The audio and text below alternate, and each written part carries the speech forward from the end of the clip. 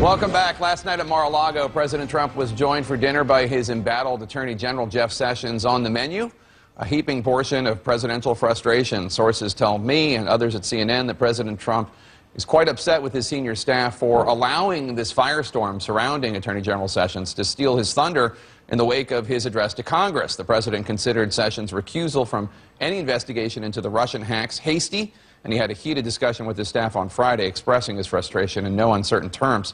But the presidential dinner invitation might be a sign of support for Sessions, who does not seem inclined to heed the advice of our next guest, House Democratic Leader Nancy Pelosi, who has called for his resignation. Leader Pelosi, thanks so much for coming in. Appreciate it. Good morning. So let's start with President Trump's allegation, so far evidence-free, that President Obama sought to have him wiretapped during the campaign.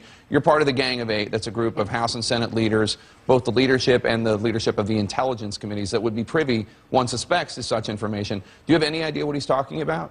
Well, the president, you know, is the deflector in chief. Anything to change the subject from where the heat is. And as one who has been engaged in intelligence, a member of the Gang of Eight for a long time, I can tell you that it's just ridiculous for the President Trump, to say that President Obama would ever order any wiretap of an American citizen, any president. That's just we don't do that. And so this is, it's called a wrap-up smear. You make up something, and then you have the press write about it, and then you say everybody's writing about this charge.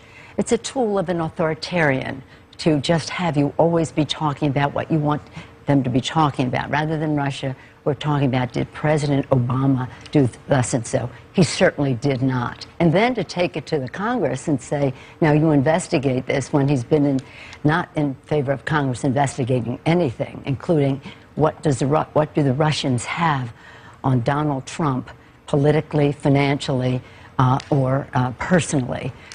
That's the truth that we want to know. And that's the statement from Sean Spicer, the White House press secretary, this morning, that President Trump's requesting as part of their investigation into Russian activity that the Congressional Intelligence Committee exercise their oversight authority to determine whether executive branch investigative powers were abused in 2016. Regardless of whether or not President Obama ordered such a wiretap, do you know if there was any such wiretap by the FBI or the Department of Justice? Well, we wouldn't know that, but in fact, the very idea that President Trump is saying he wants his Justice Department to look into that, you don't look into something like that. In other words, if President Obama flat out has said, we have nothing to do with this.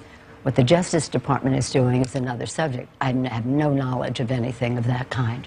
You were asked on Friday if you've ever met with the Russian ambassador along the same ways that Jeff Sessions, now Attorney General, was asked. This is what you had to say. Take a listen. You've been in Congress a little bit, and you're in leadership. Have you ever met with the Russian ambassador? I'm not with this Russian ambassador, no. Photo of you in 2010 meeting with Ambassador Kislyak. It was part of a meeting that you had with Russian President Dmitry Medvedev at the time. I know there's a difference, and Senator Sessions... Yes, a big difference. Senator Sessions was under oath, and the meeting was far more recent than 2010. But is it not possible? I suspect this was an innocent mistake by you. No. We were meeting with the president of Russia. He brought an entourage in with him. Okay. He was the one who was doing the talking. The question is, have you met with him? No, I haven't met with him. I met with the president of Russia. Who else is in his entourage? Who knows? Presidents, heads of state come in, they bring their party, they barely even introduce them. So this is completely different. But I want to say that in that meeting was the Republican leadership as well. So this wasn't just me meeting with Medvedev. It was a meeting of the House and the House bipartisan leadership with him. Who are the other people at the table? You'd have to ask the president of Russia. Could somebody not say, you're parsing a little bit about your meeting with the president, even though the ambassador was there, and Jeff Sessions made the same kind of innocent mistake? No, you don't think so? Are you kidding? Are you talking about, did I shake hands with him? I don't even know. Did I meet him? We're meeting with the ambassador at a time when the Russians are knowingly hacking our system. We know that the I said that at the convention in October, that I could prove that outside of the intelligence. So to waste any time on something like this is ridiculous. He was at the inauguration. Was I with him there? He probably was at the inauguration. Maybe he was going to be at the dinner last night. I've been in rooms of a couple hundred people where he has been. I don't know if you call that a meeting with him. Okay. Hillary Clinton's inner circle is not happy with the way President Obama handled news about Russia's election. They think he was being too cautious, President Obama. And one of Clinton's advisors told the New Yorker, quote, "What if Barack Obama had gone to the Oval Office or the East Room of the White House and said, 'I'm speaking to you tonight to inform you that the United States is under attack. The Russian government at the highest levels is trying to influence our most precious asset, our democracy, and I'm not going to let it happen.'" The Clinton aide went on to say a large majority of Americans would have sat up and taken notice. Do you think, in retrospect, that President Obama handled this the right way?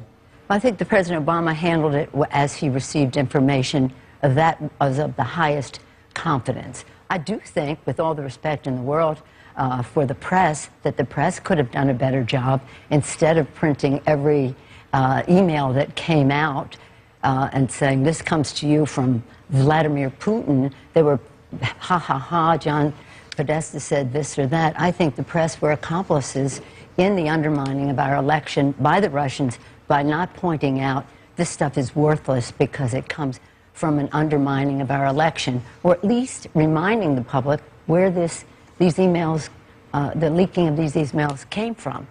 So I can't speak to the timing of what President Obama said. I wish it had all happened in a time where the public could know that this had an impact on the election. A lot of things have an impact on the election. This certainly was one of them. But what's important to know is that it doesn't happen again, and that people in other countries realize what they are going to be susceptible to when the Russians come in to undermine their elections. This is a big picture of undermining democracies, not just in our country, although they like undermining ours. And they did have a vendetta against Hillary Clinton because she spoke about democracy and democratic elections and the rest. There's no question, personally, Vladimir Putin had a vendetta. That's right, and the Russians are right now doing the same thing in some European countries, hoping to influence their elections. I want to move on to legislation. In his speech to a joint session of Congress, President Trump renewed his commitment to child care and paid family leave. Take a listen. My administration wants to work with members of both parties to make child care accessible and affordable, to help ensure new parents that they have paid family leave.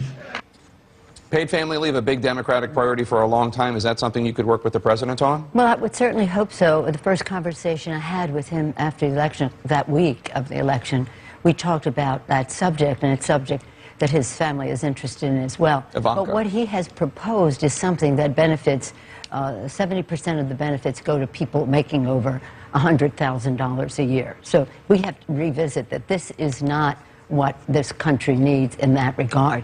I do think that there's some bipartisanship where we can come together. It doesn't happen to be in his proposal. Before you go, I need to ask you about a crude joke told by a Democratic member of Congress. Before you go there, though, let me say about his speech. All of this that he's doing, the deflection, is to deflect from the fact that he does not have a jobs bill, he does not have an infrastructure bill, he does not have any of the things he talked about. Renegotiating NAFTA has not put Congress, made the communication with Congress on all of that. So understand this. This is the deflector where we started, the deflector in chief. No jobs, no infrastructure bill, no nothing, and no major bill signed since he came to the White House. I need to ask you about this crude joke that was told this week by a member of your caucus, Democratic Congressman Cedric Richmond, at the Washington Press Club Foundation annual dinner at the expense of White House counselor Kellyanne Conway. Take a listen. And you can just explain to me that circumstance, because she really looked kind of familiar in that position there. So, Leader Pelosi, the joke was sexist. It was disgusting. Right.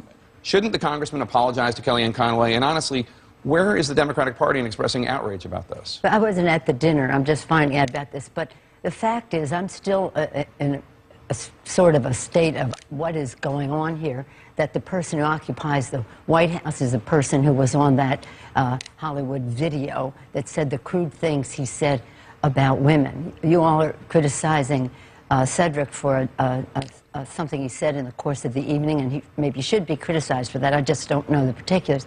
But I do every day marvel at the fact that somebody who said the gross and crude things that President Trump said, he wouldn't even be allowed in a frat house, and he's in the White House. Well, I think we've covered the Access Hollywood tape quite a bit, but I guess the question is, if one criticizes only Republicans when they make crude comments, does that not undermine the moral authority if they don't criticize when Democrats make crude comments? I think everybody was making crude comments, and I just don't know. I wasn't at that dinner, but I was at the dinner last night at the Gridiron Club, and we were all, I think, quite, shall we say, respectable. I'll look at what my colleague said there, but I do think that in the Oval Office we were always with decorum appropriate for the White House. Democratic leader Nancy Pelosi, it's always a pleasure to see you. Thank you so My much. pleasure. Thank you for being here this morning. Reckless,